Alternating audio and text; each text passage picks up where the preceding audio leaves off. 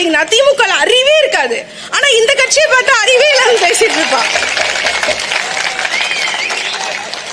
இல்ல மதிவதனி ஒரு தடவை சொன்னாங்க, உங்களுக்கு எல்லாம் புக்ஸ பத்தி என்ன தெரியும்? எனக்கு ஒரு சிரிப்பா வந்துடுச்சு. ஏன்னா பெண்ணியன் அடிமையானாலும் பெரியார் ஒரு புக் எழுதினாரு, அடிமையாக வாழ்வது எப்படின்னு திமுக காரங்க ஒரு புக் எழுதலாம், கொத்தடிமையாக வாழ்வது எப்படி அப்படின்னு.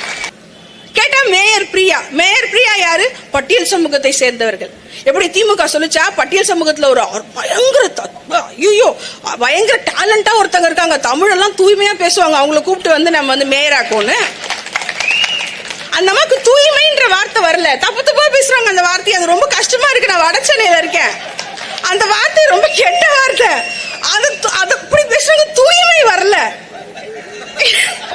என்ன சொல்ல வரேன்னா, ஒரு பட்டியல் சமூகத்துல இருந்து ஒரு பெண் நீ வர மேயரானா நீ எப்படி அந்த மக்களோட அணுகணும்? போய் கையை பிடிச்சு உட்கார வேணாமா? அவர் கேட்டிருக்காரு, என்ன ரொம்ப சாபம்லாம் விடுறீங்க ஸ்டாலின்? இதை விட மோசமா பேசுவோம். எங்க வயிற்றுல நீ அடிச்சிருக்க. ஏதோ ஒரு ஊர்ல இருந்து உனக்கு அறிவாலயத்துல எப்படி இடம் கிடைச்சது?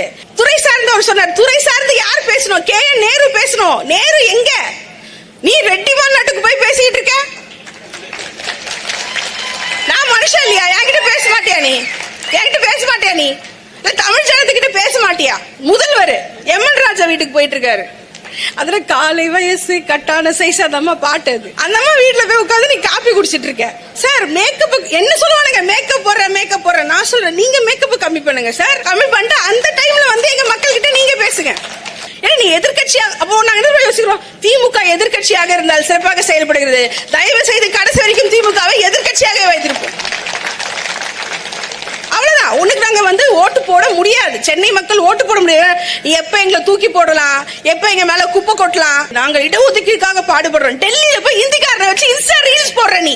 ஸ்டாலின் கியூ பிரைம் மினிஸ்டர் ஹோனா செய்யடே. எனக்கு புரியலடா.